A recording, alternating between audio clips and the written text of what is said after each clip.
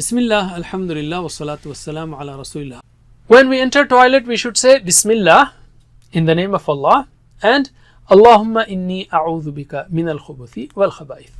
That is, O Allah, indeed I seek refuge in you from the male evil jinns and the female evil jinns. Let's take word for word. Allahumma, O Allah. Okay. Inni, indeed I. Innahu, indeed he. Innahu, innahum, innaka, inni. Okay.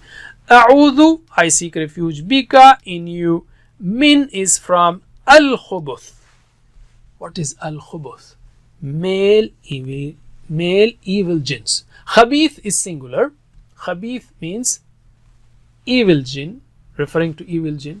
Khabith, evil, plural is khubuth. Here we are referring to male evil jinns, because some jinns are good. Okay, jinns, they have believers and non-believers also. Wal khaba'ith, and the female evil jinns. Khabitha is feminine. Khabith, khabitha. Plural of khabitha is khaba'ith. Okay, so khubuth wal khaba'ith means male evil jinns and the female evil jinns.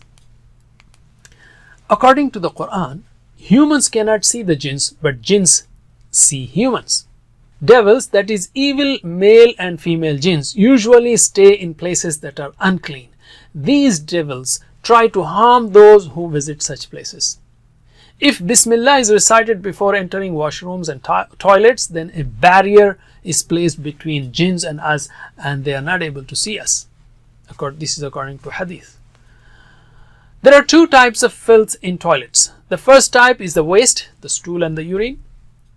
And the second one is not visible to us, that is the evil jinns.